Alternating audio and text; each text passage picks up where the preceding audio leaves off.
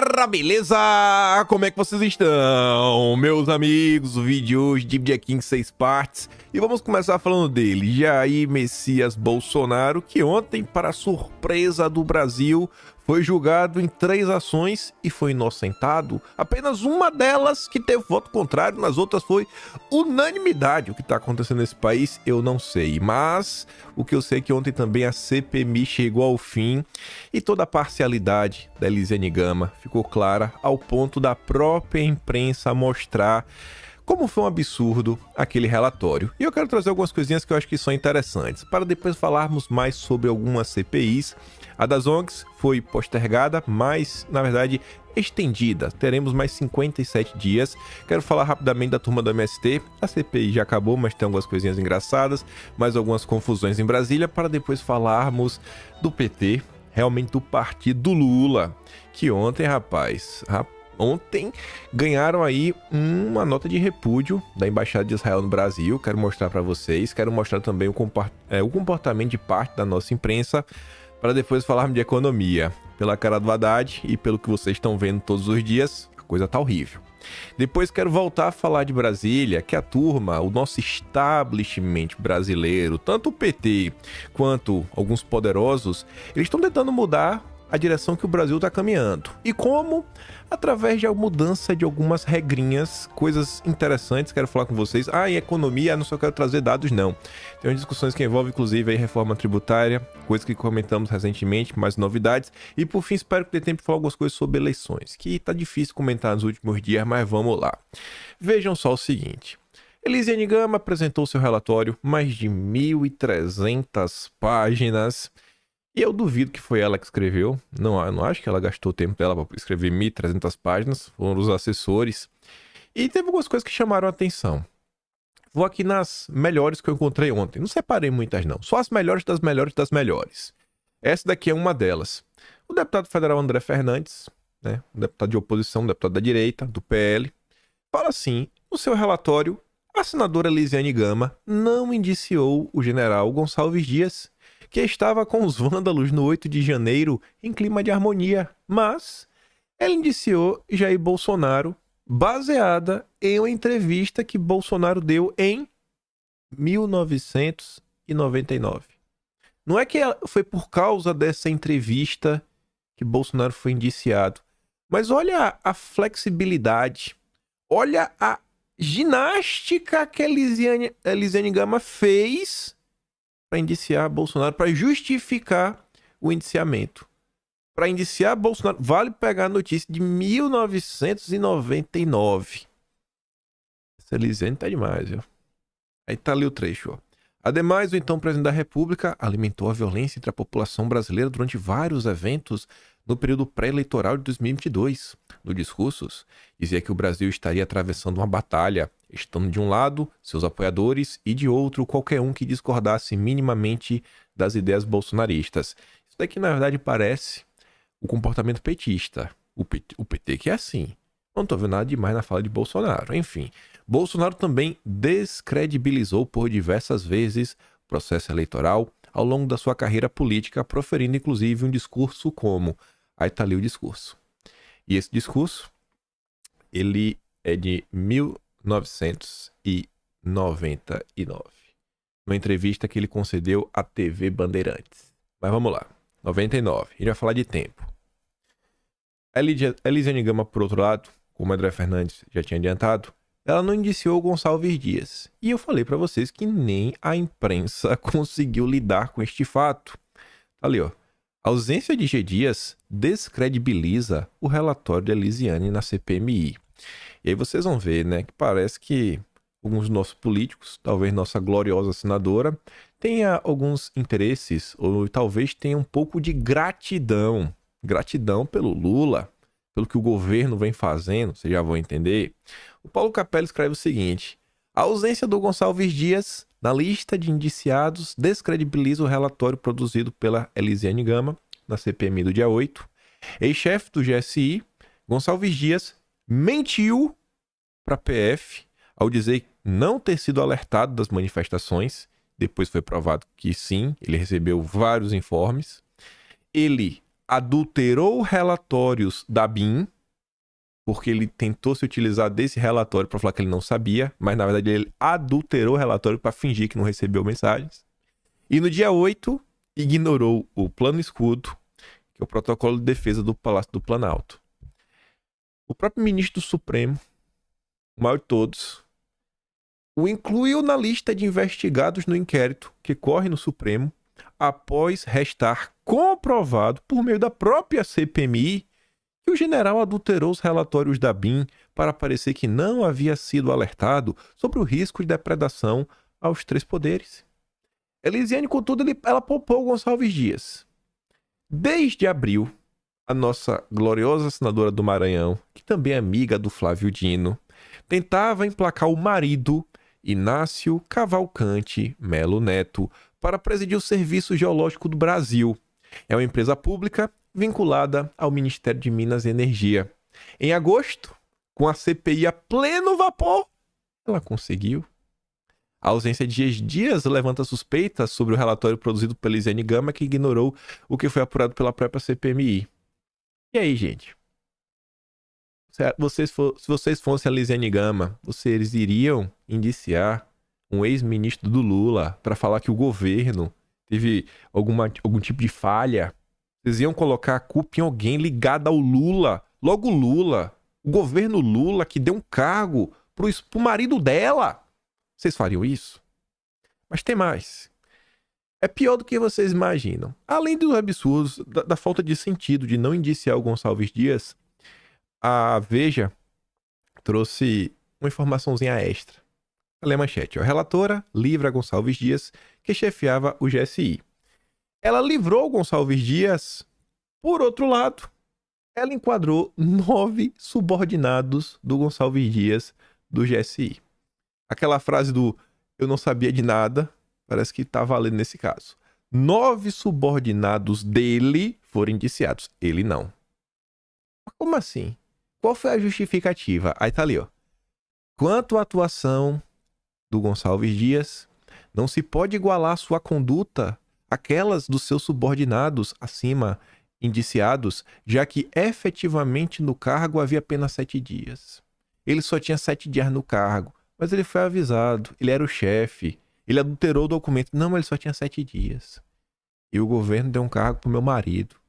Ela devia ter colocado isso no relatório. O governo deu um cargo pro meu marido. Esse é o fim da CPMI do dia 8. Mas vamos lá. Tem mais alguns comentários sobre o relatório. Achei bem pertinente esses 2 tweets. O relatório da CPMI do dia 8 saiu e, por óbvio, ignoraram toda a omissão do governo do Dilma. Não tem nada sobre a questão das câmaras, do Flávio Dino. Nada, esquece. Pelo contrário, citaram Bolsonaro 835 vezes. Bolsonarista, 108 vezes. E bolsonarismo, 32 vezes. Alguma dúvida do viés do tal parecer? É criminosa também a manipulação da realidade. Depois o mesmo Paulo Felipe falou o seguinte, ó. Ainda sobre o relatório, a palavra terror mais ista, né, de quem faz coisa, é usado 39 vezes. E o ismo, ligado ao terror, 25. E o detalhe, esse relatório, com esses termos, foi produzido, né, exatamente pela turma que não quer chamar o grupo H disso daí. Tá todo mundo acompanhando o que tá acontecendo ao redor do mundo. A gente até vai ver como foi ontem o PT. O PT e a embaixada. Como é que aconteceram algumas coisinhas. Mas vamos continuar. E é o que eu falei pra vocês, eu não sei nem o que comentar. Assim, é tão improvável que eu nem pensei em nada. Eu falei, meu Deus do céu, o que aconteceu com esse Brasil? Mas tá ali, ó. TSE rejeita 3 ações contra Bolsonaro sobre conduta na eleição. O tribunal analisou processos contra Bolsonaro abertos a pedido do PDT e da coligação do PT e Federação Pessoal Rede. Foram 3 ações. Talvez em uma tenha algum tipo de multa, mas as duas primeiras do julgamento foi unanimidade. Todos votaram pela não condenação. E a última só teve um ministro que divergiu dos outros 6. Falei, rapaz, estou surpreso. Foi até o Floriano de Azevedo Marques. Foi o único que divergiu na última ação. Enfim, né? Bolsonaro segue inelegível. Então ia só ficar mais inelegível também, né? Se fosse condenado. Também não ia mudar muita coisa, mas Fiquei surpreso. Vida que segue. E vamos comentar. Vamos ainda voltar para essas questões ligadas a CPIs. CPI das ONGs teve aí seus trabalhos prorrogados, estendidos por mais 57 dias, como falei para vocês. O Plínio Valério que compartilha e fala o seguinte: com apoio maciço de 41 senadores, o requerimento de prorrogação foi lido agora pelo Pacheco. Descobrimos só a ponta do iceberg. Teremos mais 57 dias para escancarar a caixa preta das ONGs milionárias. Obviamente, tudo tiver interessante, né? Pretendo trazer aqui e mostrar para vocês. Então, não tinha quem já vai comentar. Mas até peço também, gente, nos próximos 2 meses aí, se vocês tiverem oportunidade de acompanhar, principalmente as sessões, coisas, dê uma olhada. Isso aqui é importantíssimo. Olha a quantidade de coisa que está acontecendo no Brasil que tem ligações com a atuação de diversas ONGs. E se você consegue mostrar que realmente tem um problema, e essa CPI ela termina com força, entrega o seu relatório, com algumas leis, assim, coisas básicas, não precisa nem ir assim com tudo para cima das ONGs nacionais, mas controle pelo menos o dinheiro internacional que abastece esses organismos, né, do terceiro setor que tanto querem ajudar o Brasil, entre aspas, para começar a asfixiar. Qual é o dinheiro do Jorge Soros? Soros não pode mais financiar ninguém no Brasil. Aí eu quero ver como é que as coisas se desdobram, né? Mas vamos lá. Sobre a CPI das ONGs, a turma da Revista Oeste teve acesso a um documento que a CPI, né, conseguiu e soltaram essa nota. ONG ligada a Marina Silva recebeu 35 milhões do Fundo Amazônia e gastou 80% com consultorias e viagens. Consultorias no final do dia é o quê? Você vai lá, você pede uma espécie de parecer para você usar aquele tipo de parecer para você tentar produzir algum tipo de ação, justificar, tentar empurrar algum tipo de, sei lá, política pública para você continuar tendo mais poder, mais acesso e mandar cada vez mais. Mas tá ali, ó. A ONG, Instituto de Pesquisa Ambiental da Amazônia, o IPAM, ligada a Marina Silva, recebeu 35 milhões do Fundo Amazônia em 2022 e gastou 24 milhões desse montante com consultorias e viagens. A Alemanha e Noruega são os maiores doadores do fundo. Os gastos constam em documentos da CPI das ONGs, aos quais a Oeste teve acesso. Conforme o diretor executivo do IPAM, André Guimarães, Marina ocupa cargo de conselheira honorária da ONG. Guimarães presta depoimento nesta terça. A CPI que investiga o terceiro setor foi ontem. A CPI levantou dúvidas sobre a atuação da ministra, isso porque Marina supostamente privilegia ONGs ao facilitar a distribuição de dinheiro do Fundo Amazônia para essas organizações. Marina também compõe o Comitê Orientador do Fundo, de acordo com a comissão. Lembra daquela nota do Lehman? Tava lá a ONG do Lehman no MEC, direcionamento, ia ter um poder decisório na hora de você fazer essa renovação, né? Essa melhoria tecnológica, onde as escolas iam receber internet. Lembra disso? Bilhões e bilhões e bilhões. Tá vendo como são as coisas, né? Essa turminha adora estar nesses comitês, nesses conselhos, autarquias, qualquer tipo de cargo que possa direcionar, né? Votar para falar para onde vai o dinheirinho. Eita, rapaz! A CPI fala em relação promíscua entre Marina e as ONGs. Durante o depoimento da CPI, o relator Márcio Bittar afirmou que a relação entre ONGs e integrantes do governo Lula com Marina é promíscua. O posicionamento é o mesmo do presidente da comissão, Plínio Valério, que reiterou essa postura em outras sessões. Puxando o gancho aí sobre essa questão verde, o que está sendo visto, de ONGs, etc. tudo mais. Aqui na Austrália, no final de semana, houve uma votação do plebiscito. E o plebiscito era para criar uma voz. Eles falavam basicamente só queriam dar voz aos indígenas, né, aos aborígenes daqui, etc. tudo mais. Na prática, sabe o que ia rolar no final do dia? Ia ser algo similar ao que aconteceu na Bolívia. Você tem um país meio que com dupla nacionalidade. Você tem os bolivianos e os povos originários. E você vai começar a ter certos embates. Você literalmente rachar o país no meio. A Austrália, ela passa por problemas similares em relação a terras. O que pode explorar, o que não pode explorar. O que é terra indígena, o que não é terra indígena. Enquanto no Brasil se discute, por exemplo, fazendas. Olha, aquela fazenda, não sei o que. Ih, rapaz, se tiver invasão. Não, olha aquilo ali, aquilo outro. Não, vamos demarcar aqui. Pra vocês terem ideia, eu moro na terceira maior capital do país, Brisbane. Queensland em termos de tamanho, é maior do que os outros dois estados, né? Que é New South Wales, que tem Sydney como capital, e Victoria, que tem Melbourne como capital. Aqui tem uma área, eu já comentei esse vídeo, deve ter umas 3 semanas, 2 semanas, que fica no leste da cidade, que é na região próxima à praia, mas não é uma praia como é no Brasil, que você toma banho. Aqui tem praia, que toma banho de Brasil, areia fininha, mas é uma praia cheia de pedra, você não toma banho. Mas tem muito barco, e quem mora lá normalmente nessa região é a galera mais velha que se aposentou, ou quem tem bala na agulha. Né? Então, o pessoal que se aposentou aqui trabalhou muito tempo, juntou um dinheirinho. Só mansão. Tem uma configuração geográfica que eu acho que eles devem ter feito alguma coisa, porque pensa num pente, que você tem a parte maior, e aí você tem, sabe, os negocinhos que penteam o cabelo. Aí pensa mais ou menos esse formato pra você ter casa. Você tem a rua, aí cada tracinho pra baixo tem mais uma ruazinha que você tem casa pra um lado, casa pro outro, e entre você tem esses buraquinhos, esse buraquinho seria a água. Então são casas gigantes, mansões, vários iates, coisa fina.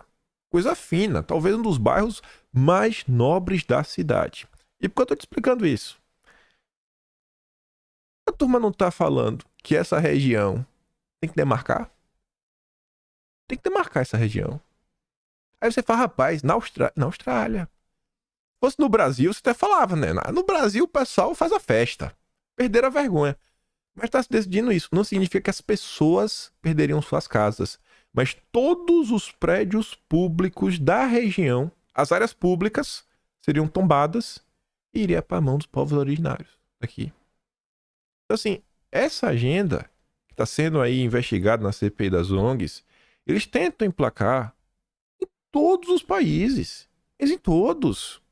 No final do dia, o que essa galera quer é promover um caos social. É fazer as pessoas brigarem entre si. É aquela mesma velha história lá do marxismo. Marx, luta de classes. Você faz esse brigar com esse brigar com esse brigar com esse. É porque agora entrou nesse identitarismo e faz todo mundo brigar contra todo mundo. Antigamente era a burguesia versus os operários. Agora, a confusão tá tomada. E a população aqui da Austrália mandou um baita não. A esquerda perdeu. Isso daí só avançou porque o PT chegou ao poder, literalmente ao PT, Partido dos Trabalhadores, Labour Party. E tá aí. Assim como no Brasil, o PT aqui segue fazendo PTzice, né? Mas vamos continuar. Voltando pro Brasil, ainda falando sobre ONGs, demarcações, etc, tudo mais. Quilombolas reivindicam posse de uma antiga fazenda em São Paulo. Matéria publicada na Folha de São Paulo. Aí o Vilimigo fala o seguinte: a insegurança jurídica trazida pelo fim do marco temporal proporcionará situações como esta. Reparem o patrocinador da matéria. Será que tem segundas intenções? Aí tá ali embaixo, né? Essa matéria foi publicada numa coluna na Folha de São Paulo chamada Quilombos do Brasil. E essa coluna Quilombos do Brasil é uma parceria da Folha de São Paulo com a Fundação Ford. Vejam como são as coisas. E aí você acha... Eu não trouxe aqui a matéria, porque deixo na curiosidade de quem tiver interesse. Mas vocês acham que a matéria da Folha de São Paulo, em parceria com a Fundação Ford, é para defender que demarque a terra ou para falar, não, tem que demarcar não. Temos que ter marco temporal. O que é que vocês acham? Será que quem paga, né?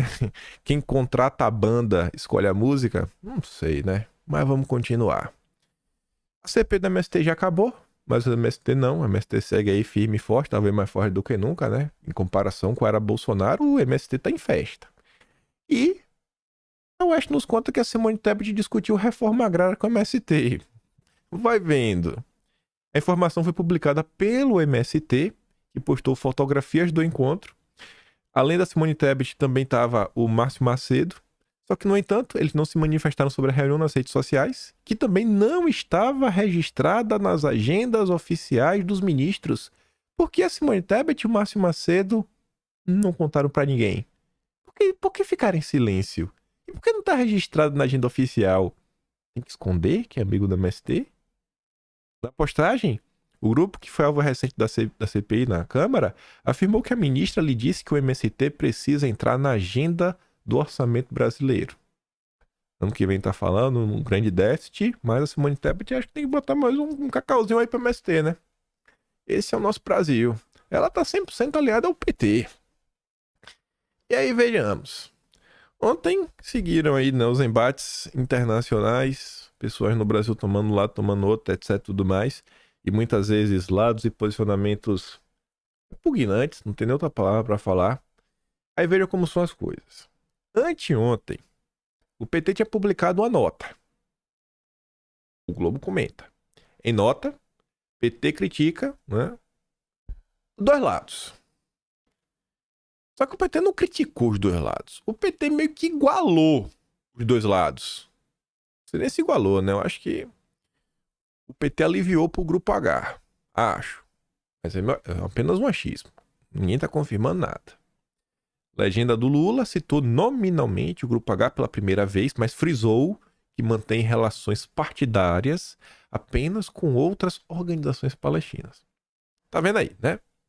Aí teve isso. Anteontem. Aí ontem, a Embaixada de Israel no Brasil publicou a nota oficial, tá ali, ó, sobre a resolução divulgada pelo Partido dos Trabalhadores. E aí eles falam, cara, que é a nossa posição oficial, após as declarações do PT, qualquer pessoa que pense, né, que as barbaridades que estão acontecendo, etc., e que muitas dessas coisas que estão sendo feitas fazem parte... É porque se você vai para a rede social, você vê o pessoal falando de resistência. Não, resistência. Ou uma luta política legítima. É uma falta de compreensão do que está acontecendo. Você vê que o pessoal está sendo bem educado.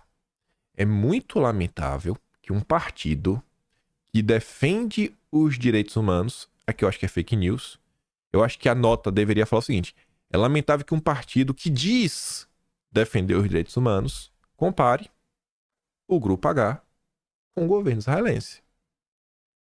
Tá demais. E foi isso aqui. Acabou a nota. Deve ser feita uma forte separação entre o grupo. E ainda falou, esse Grupo H não representa o povo lá. Ainda tem que separar. O Grupo H é uma coisa. O Palestina é outra. Só foi isso daqui a nota. Tu acha que o PT deixou barato? Tu acha que o PT deixou barato? Olha qual foi a reação. A Mônica Bergamo fez questão de divulgar, né, a retaliação do PT. O PT disse que nota da embaixada foi falsa, maliciosa e que não tem moral para falar de direitos humanos. Não tem que falar mais uma coisa não, né? Não vai falar mais nada. Aí veio o Mamateiro Maynard. Ele tá voltando no Twitter, tá bem ativo. Segundo ele, o Mamata Connection vai voltar. Aí ele disse que o Twitter tá cheio de lulista, né, que são preconceituosos, negacionistas, concordando com o documento do PT. Tá subscrevendo, assina embaixo, que o PT falou tá certo. Essa escória aprendeu direitinho com os bolsonaristas. Pronto, agora a culpa é da direita. A culpa é da direita.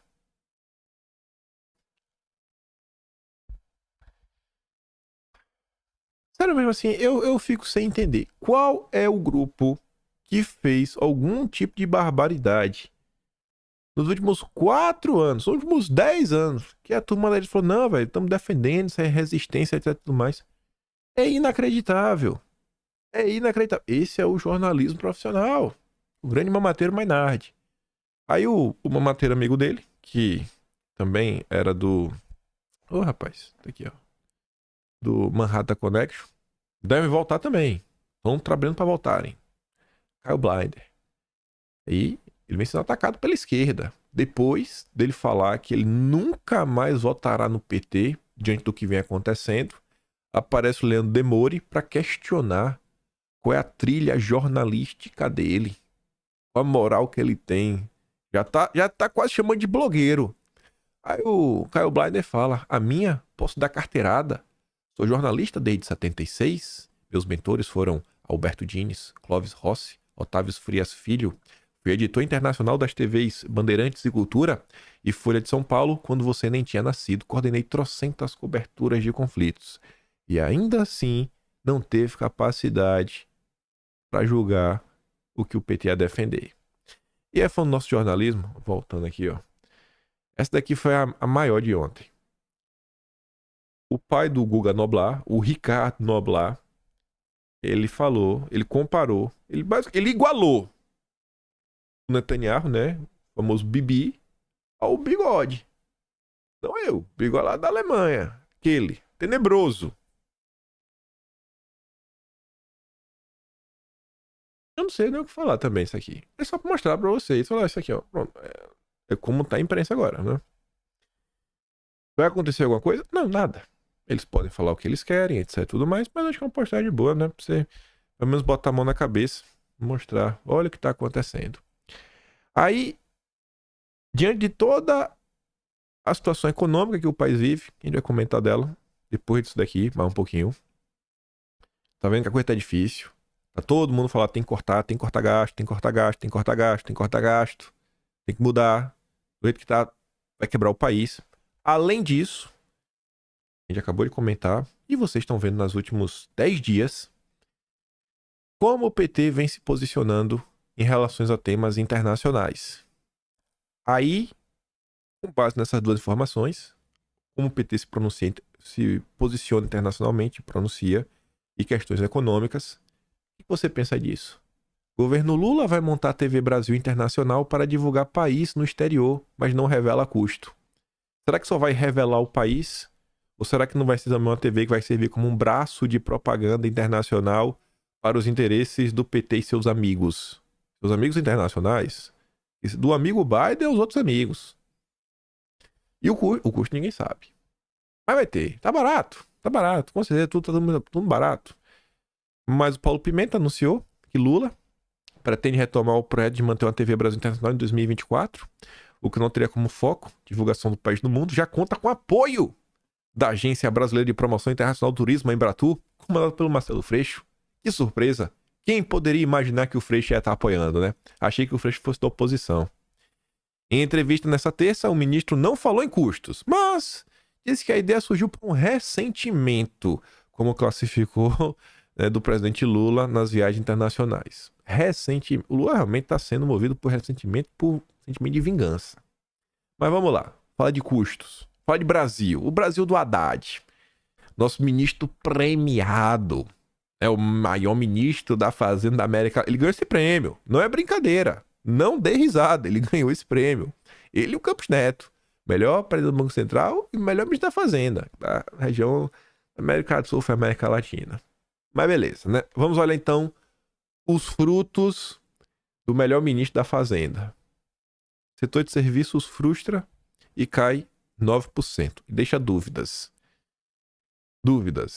Alguém ainda tem dúvidas que deu errado? Pra mim eram...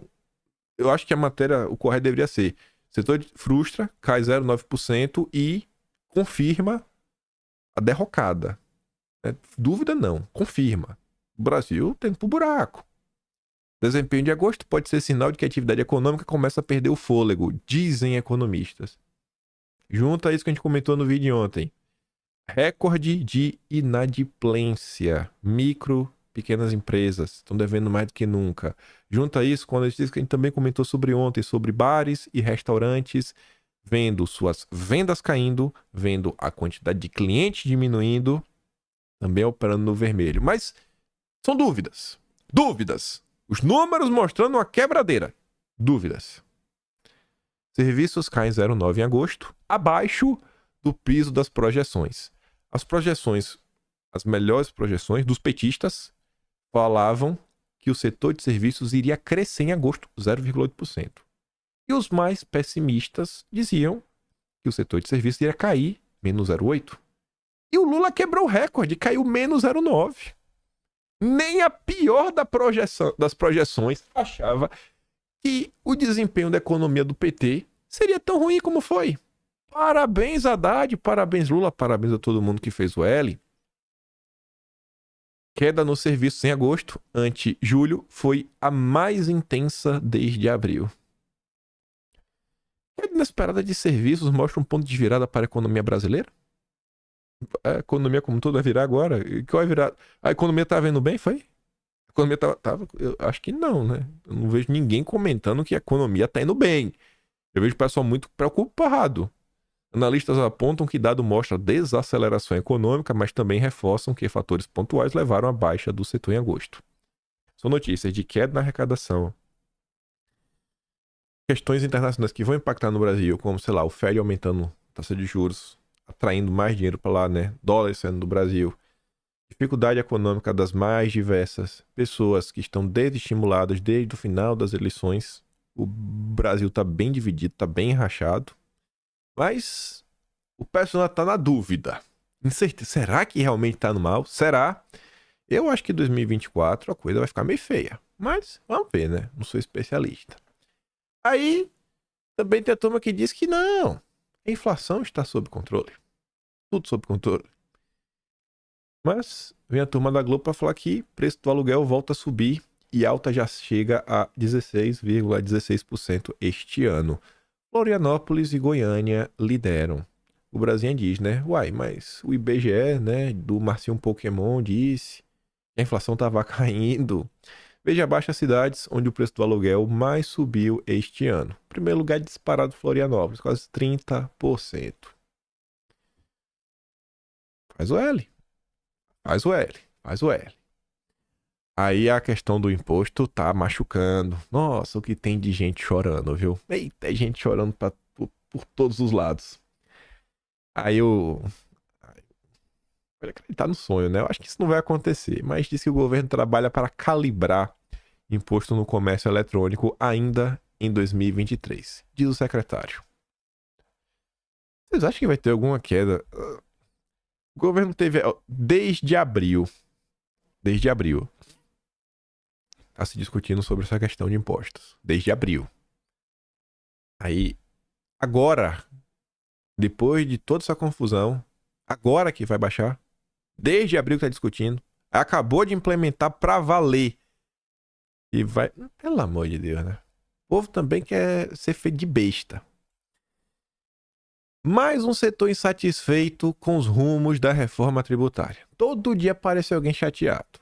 Dessa vez...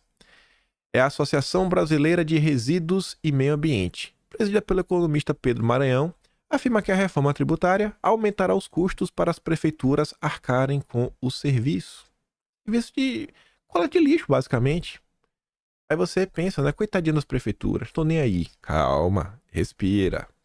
O setor reclama que será super taxado caso o IVA seja calculado de 27%. E que a alta no preço desses serviços vai significar mais impostos para a população. Se a prefeitura tiver menos dinheiro, né, na verdade tiver que gastar mais, ela vai ter que tirar esse dinheiro de algum lugar. Então se prepara, que é mais uma conta para você pagar, né? A turma do Lula precisa arrecadar, né, gente? Tem que arrecadar, né? Para poder investir no país. Aí falando sobre a reforma tributária, isso é uma nota que eu li a manchete e até falei, vou me empolgar. Aí depois eu comecei a ler, eu falei, isso aqui não vai dar em nada. Nada.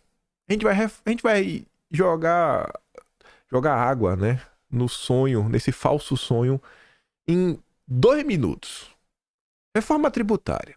Senadores querem restringir o uso do imposto seletivo pelo governo. Eu falei, eita, finalmente, vão colocar um limite no imposto do pecado. Não vão usar para promover uma agenda ideológica.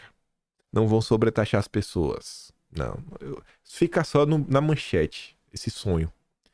Mas enfim, um dos principais pontos da reforma tributária que causa insegurança no setor produtivo, que é o imposto do pecado, deve ser restringido pelos senadores durante a tramitação do texto na casa.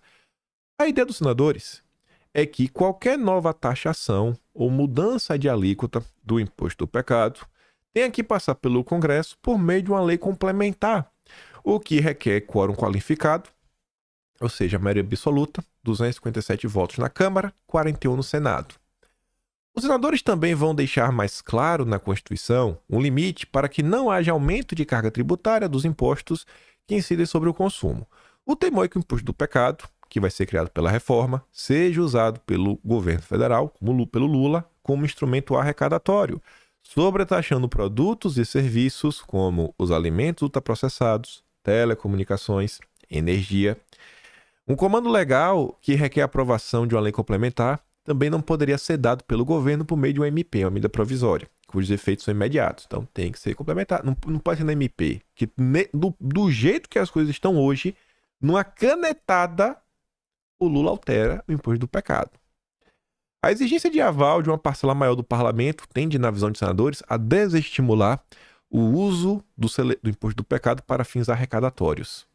Aí, além disso daí, né, falando questão de limitar impostos, eles pensam também lá na Comissão de Assuntos Econômicos que que essa reforma tributária tem que ser feita, mas que não pode ser feita para aumentar a carga tributária, para aumentar os impostos.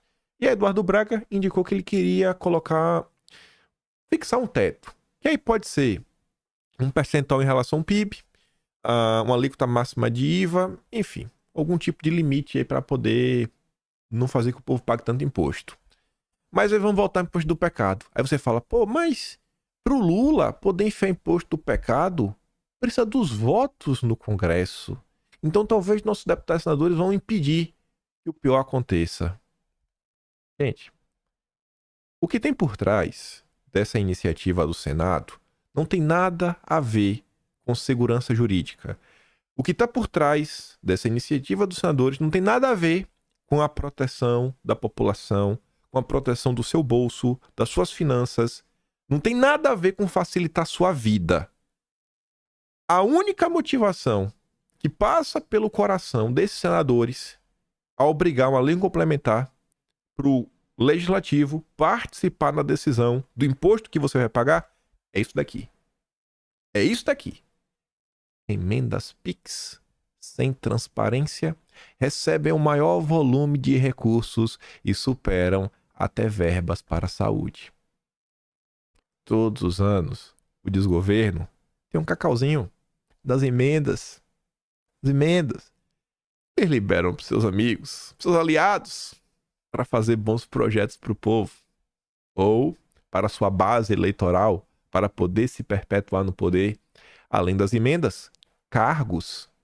Então, quanto mais zonas de conflito existirem, quanto mais o poder executivo depender do poder legislativo, maior o poder de barganha dos nossos legisladores, dos nossos deputados, dos nossos senadores, para exigir uma contrapartida, para votar a favor de uma lei.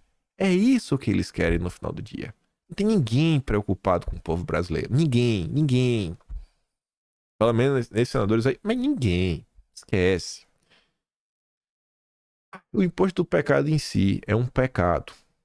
Não deveria existir, porque isso será utilizado para avançar com a agenda ideológica anti-Brasil. Mas não adianta explicar, porque a turma vai bater palma e vai aprovar. A emenda PIX se tornou o recurso mais usado por parlamentares para mandar dinheiro federal a estados e municípios. Neste ano, o governo Lula liberou 25,6 bilhões para redutos eleitorais de congressistas. No total, quase 6 bilhões e meio foram direcionados por meio de emendas PIX. Valor maior do que o enviado para ações de saúde, educação e infraestrutura. Em muitos casos, a emenda PIX beneficia familiares dos parlamentares.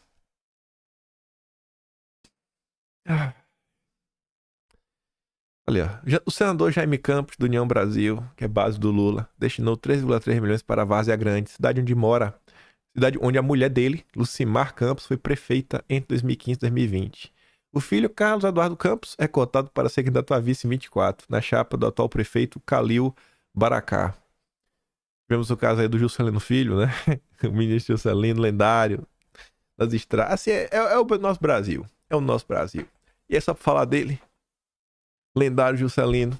Ele tá meio devagar esse mês, viu? Tô com saudade de algum escândalo. Mas tá ali, ó. Juscelino exonera do ministério irmã de seu sócio. Ministro das Comunicações, Juscelino Filho, exonerou a assessora especial para a pasta, Tatiana Gaspar, irmã do sócio do Aras de sua família. Tatiana era funcionária do Ministério das Comunicações desde fevereiro. Ela foi mantida no cargo, mesmo após o Estadão revelar que seu irmão Gustavo era funcionário fantasma no Senado. Formalmente, Gustavo é sócio do Aras com a irmã de Juscelino, Alona Rezende. Juscelino, entretanto, seria o responsável de fato pelo negócio, que tem mais de 2 milhões de reais em cavalos. Quem pode, pode. Quem não pode, se sacode. E voltando aqui para Brasília, de como a turma se mexe para avançar com suas agendas, mudar o destino do Brasil, veja como são as coisas. Tá todo mundo falando que tem que fazer uma reforma administrativa. Tem que fazer, tem que fazer, tem que fazer, tem que fazer, tem que fazer, tem que fazer, tem que fazer, tem que fazer. Aí o PT falou assim, vocês querem fazer? Beleza. Vamos fazer a reforma administrativa. Mas tu acha que o PT vai fazer uma reforma só para reduzir o custo? Ou será que nessa reforma administrativa não passa na cabeça do PT remodelar os espaços na máquina, as atribuições do que um faz, outro faz? Às vezes, por exemplo, você tem dois setores. Juntos, together, tem 200 funcionários. Aí você pega esses dois setores, você fala, não, que dá para ser um setor só, e aí vira, sei lá, 150 pessoas que resolve. Que é a secretária que precisa ter um para cada setor, um para cada órgão, agora é uma por dois, que tá agrupado. Você vai diminuindo espaço. Só que você, com isso, aumenta as atribuições. Como você também pode criar novos caminhos. E é isso que o PT vai fazer. O governo instala a Câmara com sociedade civil e empresários para debater a reforma administrativa. O governo chamou os zongueiros e os gloriosos empresários do seu conselhão. É essa turma que vai falar, não, o Brasil tem que estar dividido assim, ó. Essa pasta tem que ter mais gente, essa pasta menos gente. Quanto mais importante for uma pasta para direcionar, sei lá, o caminho do Brasil, bota menos gente, que é para não funcionar. E para os poderosos, os oligopólios mandarem e desmandarem. Enquanto mais importante for uma pasta para avançar com política pública, etc., aí você tem que fazer inchado. O que sabe o que vai acontecer no final do dia? O PT não brinca em serviço. Quer mais um exemplo? Esse aqui é polêmico. O Poder Judiciário, um ministro específico, inominável, ele anuncia, olha só, ele anuncia a criação de prova para que candidato a juiz se inscreva em concurso público. Eu acho que alguns não entenderam, porque não faz muito sentido. Um concurso público é uma prova. Não é que ele vai organizar um concurso público, não é que ele vai organizar a prova do concurso público, não. Você vai fazer uma prova para quem passar nessa primeira prova pode fazer a segunda prova. Agora serão duas provas. Aí você fala, mas qual a lógica disso? A lógica disso é o seguinte. Quando você faz a prova do concurso público, normalmente, ainda que você, não sei, faça um determinado tipo de desenho, algum tipo de pergunta, tentando dar aquela filtrada, aquela lacradinha, tentar favorecer os lacradores, ainda assim você tem uma certa limitação. Mas se você cria uma prova antes, aí você já pode fazer uma prova talvez menos técnica, talvez que envolva outros tipos de questões. Para nessa primeira prova você vir meio que de um filtro. Você separa as alas mais conservadoras, né, que são muito extremistas. Sabe que não pode ter espaço nesse Brasil. Os conservadores são muito problemáticos. E aí você traz os progressistas, os liberais, os wokes, né, os comunas, os marxistas. Aí tem espaço. Aí na primeira prova passam esse. Aí na segunda prova que passar, passou. Eu acho meio complicado quando as coisas ficam assim. Mas candidatos a juízes deverão realizar o teste como um pré-requisito para se inscreverem em concursos públicos. Aí, além disso, essa nota também comentava que, tratando da composição do judiciário, o ministro também afirmou que ele vai trabalhar pela paridade de gênero nas cortes e garantiu que irá implementar a resolução sobre o tema. Então, a resolução é uma série de regras, caminho, direcionamentos para você conseguir atingir determinados objetivos. Então, quando se fala em reforma administrativa, imagina quantos funcionários públicos você tem ao redor do Brasil. Gente, isso aqui no final do dia, às vezes pode ser o seguinte, você nem vai diminuir o tamanho da máquina, mas você muda, eles não querem fazer agora uma espécie de Enem para contratação, você faz a única prova e vai para todos os lugares. A depender do que você fizer, você pode ajudar a favorecer não perfis mais técnicos, mas você faz o Enem mais generalista, você bota na nota alta de redação, negócio meio subjetivo, teminha lacrador, Se o cara não conseguir dar aquela engabelada, né? Quiser o seu bicho solto na prova, criticar o MST, vai ser reprovado. Fica de olho no PT. PT não brinca em serviço. Mas vamos lá. Nosso judiciário também, né? Polêmico. Um tribunal de Mato Grosso do Sul excluiu minorias em afronta à norma do CNJ. Ao editar a portaria, a Corte Sul-Mato-Grossense previu reserva de vagas apenas para mulheres vítimas de violência no contexto doméstico familiar, migrantes, refugiados, mulheres em situação de rua e egressas do sistema prisional. Essa notícia falou o seguinte: tem um tribunal, ele abriu vagas, né, cotas, mas não teve todas as categorias que deveria ter. Tinha que ter, sei lá, um leque de 20 categorias identitárias, só teve 14. E excluiu lá os identitários indígenas, quilombola e trans. Esses são os problemas do nosso judiciário, né? Que a gente vem acompanhando aí. Aí trazendo para o judiciário também. A inconstitucional precarização da PGR. Olha como o Lula é besta. Acabou o período do Aras. Acabou.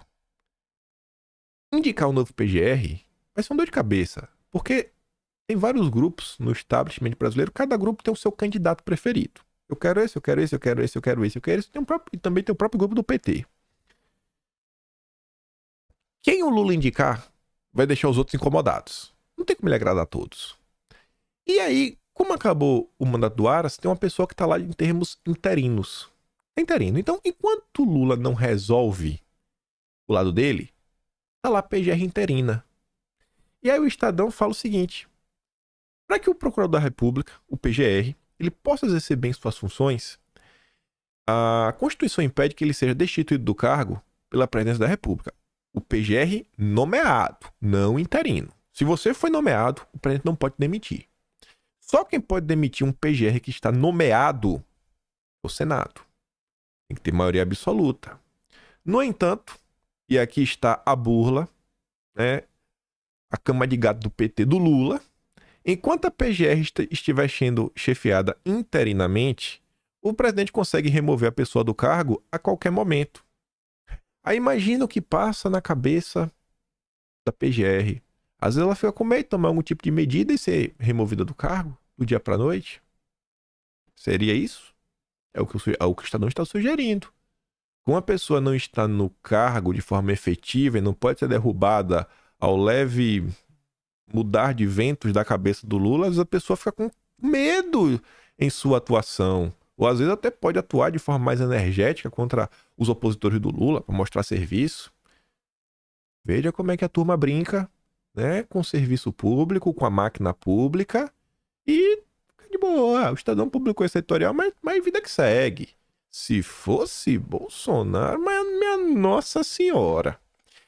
Ainda sobre o judiciário, juiz dá voz de prisão para a mãe que se expressou contra o acusado de tirar a vida do seu filho durante a audiência em Mato Grosso. Da justiça de Deus não escapa. A mãe falou isso. E o juiz deu voz de prisão para ela, que ela tinha que se controlar. Durante a audiência, o magistrado interrompeu a mãe enquanto ela respondia perguntas da promotora e disse que ela deveria ter inteligência emocional naquele momento. Ela está em frente ao cara que tirou a vida do filho dela. Se controle! É duro, viu? É duro de levar o Brasil a sério. Assim, a forma como o povo é tratado é desanimador. Aí, falando de justiça, né? Comentamos aí recentemente que 21 guarda-chuvas gigantes assim sumiram. Ninguém acha que foi erro de contagem. Sumiu. E aí o general do Lula, o Thomas Paiva, diz que a força está empenhada em solucionar o sumiço. Vai descobrir. Não vamos medir esforços para recuperar e punir os responsáveis. Você confia no general do Lula?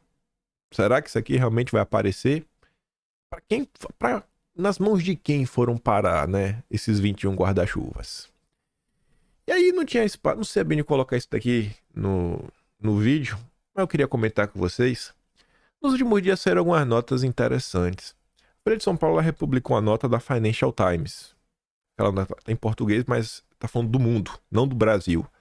Tá falando o seguinte, ou seja, leia essa manchete, uma reflexão em relação ao planeta.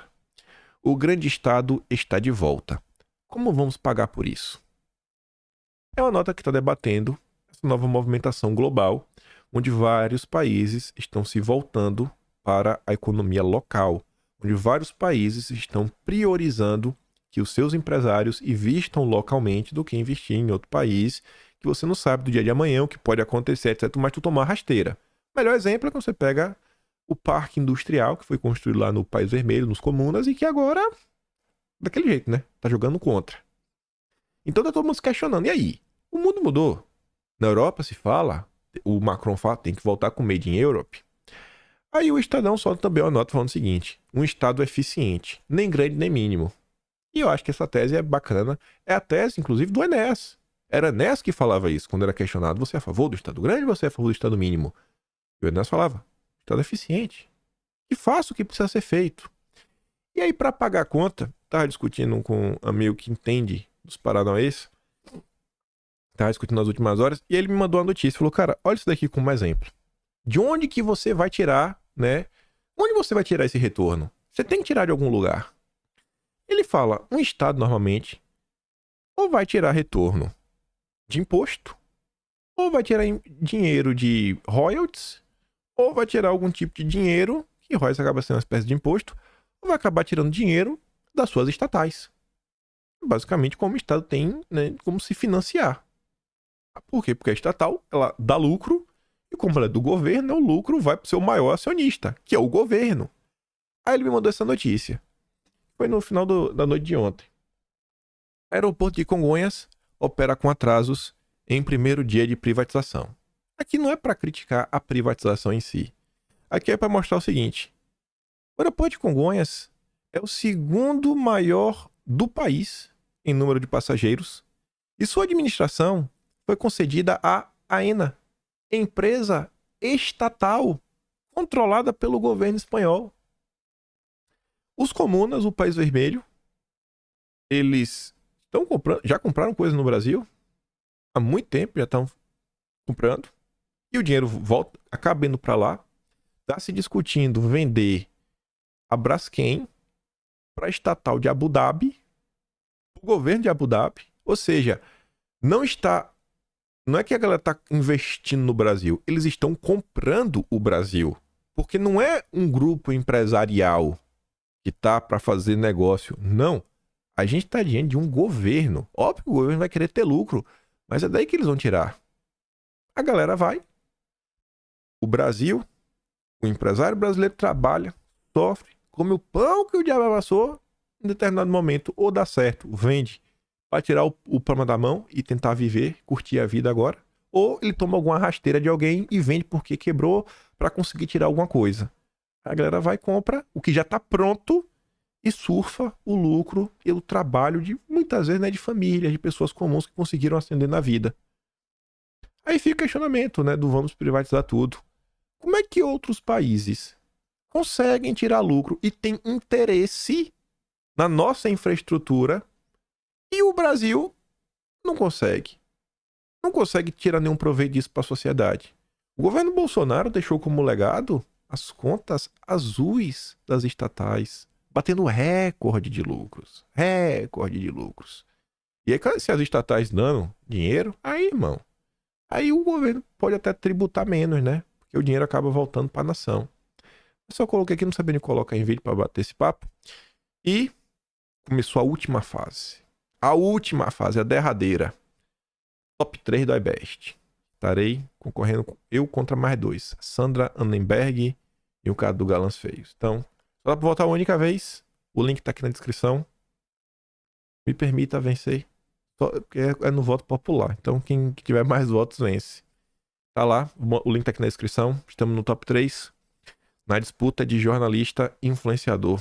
O maior jornalista influenciador do Brasil. Vocês vão me dar esse título. Tá na mão de vocês. Link na descrição. Só dá pra votar uma vez. Votou, não tem pra quem votar mais. Não pode mesmo. E, sei lá, acho que devo falar uma vez a cada 5 dias, uma semana. Não vou ficar enchendo o saco de vocês, né? Mas o link tá aqui na descrição. Por favor, clique em volta e vou dar no Telegram também. Mas vamos lá. Hoje eu vou encarar essa nota, que tem dias que eu tô doido pra comentar com vocês. Esquerda perde monopólio das ruas, vê direita sair do armário e vive paradoxo da ordem. Disputa com o bolsonarismo emperrou o campo progressista para papel de defesa do sistema. A nota é uma nota longa, faz uma análise dos últimos anos do que está acontecendo, um aspecto eleitoral, falando assim, ó. A expansão dos ministérios em Brasília foi dividida ao meio em 17 de abril de 2016. De um lado, tinha lá os petistas, do outro lado tinha a turma da direita. Um pedido de impeachment, outro para defender. Seria uma cena impensável poucos anos antes. Desde as lutas pela redemocratização dos anos 80, as ruas conheciam apenas um único protagonista, a esquerda. Eu acho que a situação mudou e muito. Eu acho que as ruas hoje, basicamente, só conhecem a direita.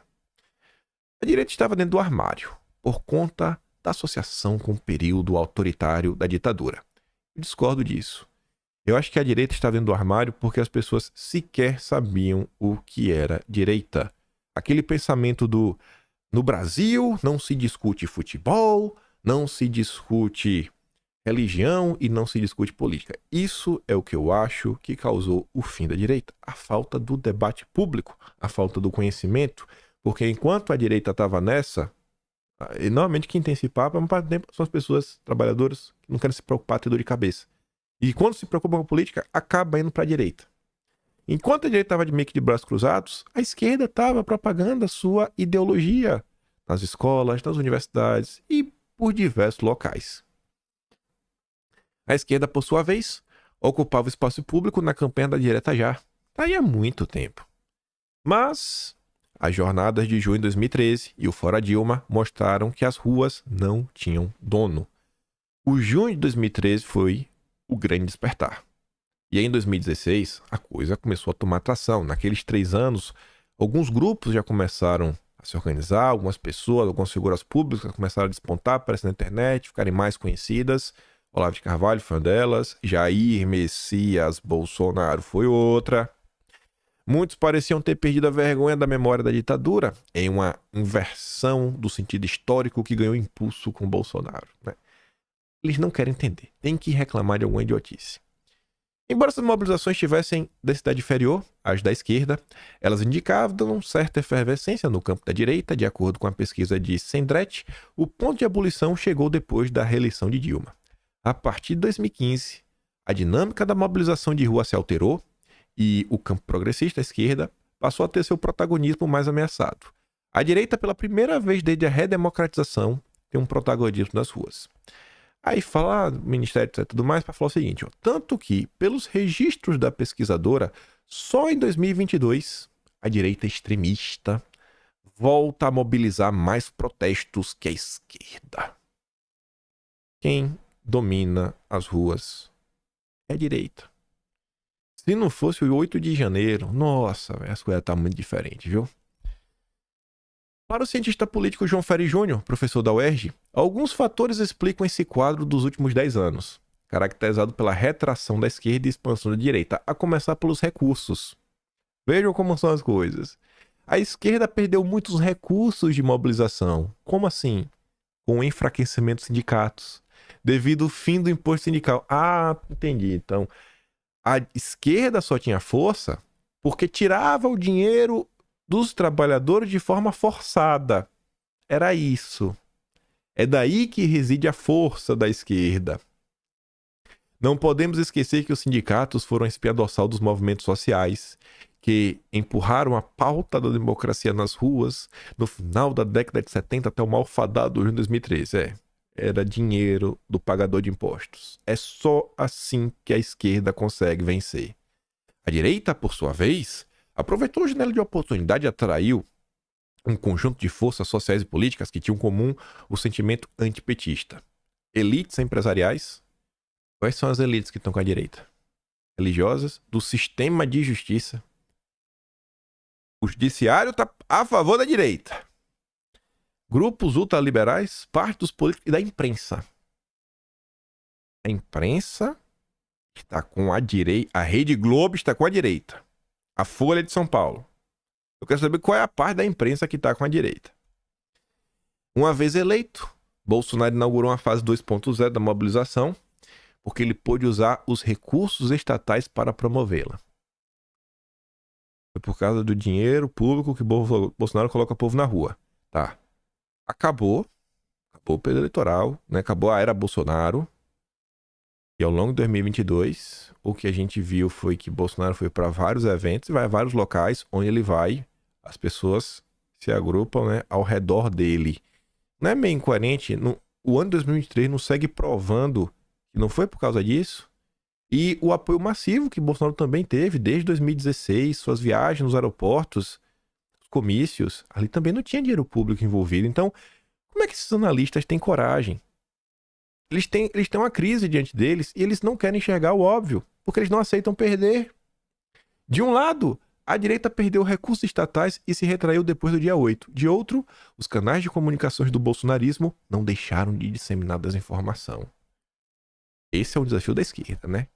Eles não conseguem vencer na comunicação. Por isso que é a PL 2630. Quanto à esquerda, o problema de recursos dos sindicatos não se resolveu, ao passo que o PT no poder voltou a representar um fator de desmobilização relativa. O cientista político Rudar Risse acrescenta camadas ao problema da esquerda. Não se trata apenas de perder um espaço nas ruas. Para ele, existe também a derrota no campo dos valores. A esquerda tinha uma hegemonia cultural no país, mesmo durante a ditadura. Só que agora as coisas mudaram, a população começou a entender o que é o conservadorismo. Ele considera que mudanças, como a dispersão de força de trabalho, aplicativos e outras modalidades de empreendedorismo, atingiram em cheio as bases teóricas e sociais que fundamentavam a ação da esquerda. O trabalho assalariado não atrai mais o jovem. E valores como esforço, né? Defesa da família, a defesa da ordem, tornaram-se mais relevantes na periferia, fechando as portas para um discurso voltado ao coletivo. Além disso, houve uma espécie de inversão de papéis entre esquerda e direita nos últimos anos. A ampla coalizão lulista aproxima o PT de algo como um partido da ordem, fiador do equilíbrio de forças. O PT, em certa medida, se tornou o principal garantidor do pacto estabelecido com a nova república. Tradução. Essa, para mim, é uma das melhores partes da nota. É o cara assumindo que o PT se tornou establishment. O Brasil hoje, do jeito que está, é o PT. O PT não é o partido revolucionário que vai trabalhar pelo povo. Não, o PT é o garantidor do establishment, das elites, dos burocratas, dos bilionários. Veja um conselhão do Lula. Isso gerou uma crise e continua gerando crise e embates todos os dias nas redes sociais. Porque tem uma turma que está vendo que o Lula os traiu. Mas os traiu com força. Isso num dos países mais desiguais do mundo, em que frustrações continuam se acumulando. E o que é que resta? O esforço pessoal e a revolta. Quem canaliza a revolta nos últimos tempos é a extrema-direita. Tradução. As pessoas estão insatisfeitas com o establishment. O sentimento antipetista, ele se misturou com o sentimento anti-establishment, porque o PT virou establishment. Se você é contra o PT, você também é contra o establishment. É a mesma coisa. É literalmente a mesma coisa. Sobrou pra direita. Na visão de Jonas Medeiros, presidente do Sebrap, ó o Sebrap do Fernando Henrique, a esquerda precisa resgatar certas atitudes que a caracterizavam até um passado recente, que na disputa com o bolsonarismo caíram no colo da direita. De acordo com o pesquisador, a direita empurrou a esquerda para a posição de defensora da ordem. Não é que a gente empurrou, vocês sempre foram. Ao longo de 35 anos, governos do PT, entre outros, aprofundaram essas conquistas. Então faz sentido defender o sistema. Não, faz sentido porque eles ocuparam o sistema. Eles se tornaram o sistema. E para encerrar, enquanto as ações e reações da esquerda apenas reproduzirem essa configuração do debate público, no qual a esquerda defende a ordem e a direita é subversiva, transgressiva e insurgente, me parece que estaremos todos presos a esta estrutura paradoxal. Não vejo como a esquerda possa contribuir para pensar em um futuro pós-neoliberal que esteja à altura dos desafios das crescentes desigualdades sociais, da crise da democracia e da emergência climática, se ela permanecer presa a essa posição de esquerda da ordem, ou seja, o grupo do establishment. Quis trazer essa notícia, em dias que estava querendo comentar sobre ela, para mais uma vez reforçar. A gente tá num ponto que as coisas estão horríveis. Tão horríveis. Mas exatamente pelo fato de estar horrível, é que tem um caminho, tem uma vida gigante para você mostrar o que é ser a oposição. Ou que a gente comentou 2 temas antes. A aliadade chorando, a economia tendo pro buraco. As pessoas vão querer ouvir soluções. Não apenas anti-PT, anti-establishment. Ser anti-imposto todo mundo é. Mas e que mais? Me dá os caminhos para eu ver que realmente tem condições disso daqui melhorar. As pessoas querem ouvir isso. E a esquerda que tá, ela não tem solução. É insolúvel o problema que o Lula tem nas mãos. E mais, só tem o Lula. Porque no dia que não tiver o Lula mais, aí vocês vão ver. Aí vocês vão ver a briga nas redes sociais. Aí vocês vão ver os esquadrões de cancelamento da esquerda se engalfiando. Pode notar, isso vai acontecer. Não vai ter mais unidade na esquerda. Não vai ter, não. O PSOL vai baixar a cabeça, o PDT vai baixar a cabeça, o PSB vai baixar a cabeça, porque é o Lula. Acabou. E o Lula vai durar muito tempo. Já tá velho. Não vai. Não, gente, se tiver até reeleição é mais 4 anos. Mas se ele não se candidatar, se ele candidatar e perder, acabou. Se ele candidatar e vencer, acabou também. O Lula 2030 não tem. A última eleição que o Lula pode disputar é 26. Depois vai ser um pega pra capar na esquerda. Tem muitos problemas. E a direita tem que debruçar sobre isso. Discutir agenda, discutir Brasil, colocar ideia na mesa, vem insistindo nisso e continuarei insistindo. E lembra de votar em mim, link tá na descrição, escolhe meu trabalho também. Gostou do meu canal? Tem um botão de valeu, tem o P na descrição. Lembra daquela compartilhada básica também, né? E o Atlas Brasileiro, kimpaim.com.br. Por hoje é isso. Deixa aquele grande beijo, abraço, tamo juntos. Valeu, meus amigos. Fui!